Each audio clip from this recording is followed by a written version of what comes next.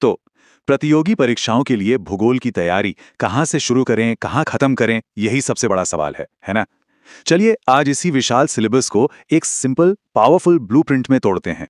देखिए, भूगोल का सिलेबस ना सच में बहुत बड़ा है और ये उलझन के भाई स्टार्ट कहाँ से करें, ये एक बहुत ही आम प्रॉब्लम है। पर फिक्र की कोई बात नहीं, आज हम इसी का सोल्यूशन निकालेंगे।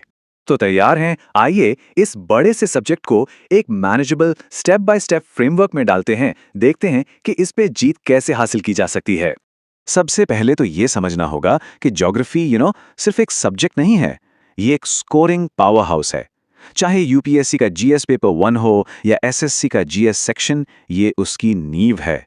और ये सिर्फ पहाड़ों नदियों की कहानी नहीं है, ये हमारे समाज, हमारी इकोनॉमी, सब कुछ समझने की चाबी है।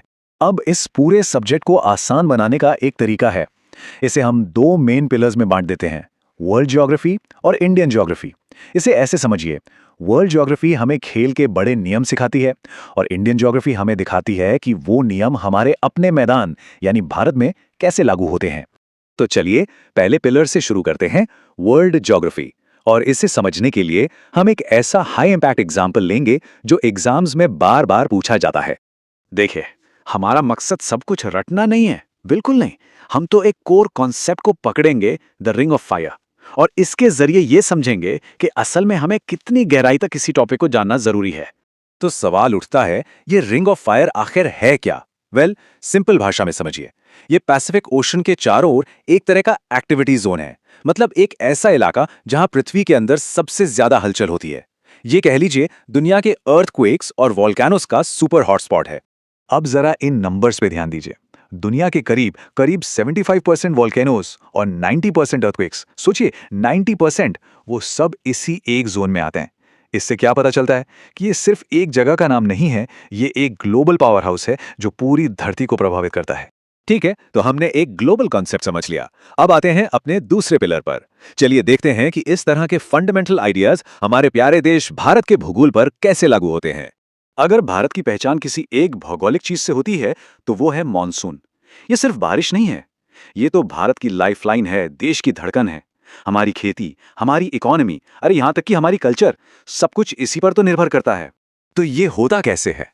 ये पूरा मैकेनिज्म बड़ा इंटरेस्टिंग है। देखिए, गर्मियों में जब भारत की जमीन सूरज से खूब तपती है तो यहां लो प्रेशर जोन बन जाता है।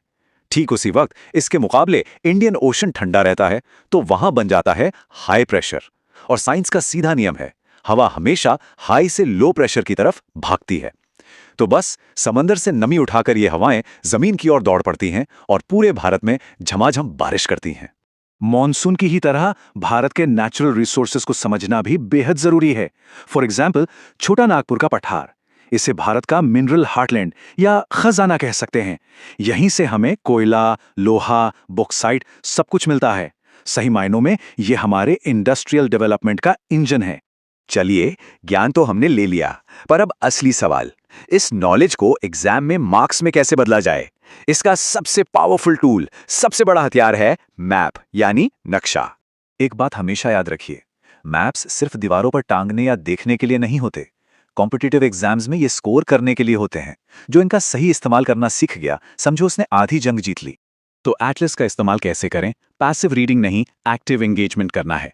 जब आप नदी सिस्टम पढ़ रहे हैं तो एटलस खोलकर पेंसिल से उसका रास्ता ट्रेस कीजिए, उसकी ट्रिब्यूटरीज को मार्क कीजिए।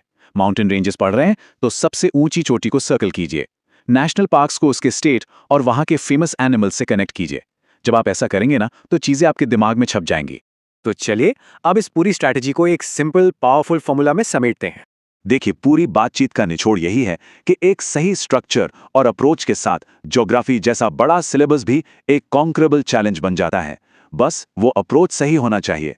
और वो सक्सेस फॉर्मूला क्या है? बहुत सिंपल है, 3 चीजें। पहला, अपने बेसिक्स और फाउंडेशन के लिए एनसीईआरटीज। दूसरा, जो भी पढ़ा उसे विजुअलाइज और कनेक्ट करने के लिए एटलस। और तीसरा, इन सबको रियल वर्ल्ड से जोड़ने के लिए current affairs. NCERT, Atlas, current affairs, बस यही है वो फॉर्मूला। तो अब मैं आपको एक सवाल के साथ छोड़कर जा रहा हूं। आज की न्यूज़पेपर हेडलाइंस को आप कल अपने एटलस के मैप पर कैसे कनेक्ट करेंगे? जिस दिन ये आदत बन गई, आप दूसरों से मीलों आगे निकल जाएंगे। आपकी तैयारी के लिए बहुत बहुत शुभकामनाएं।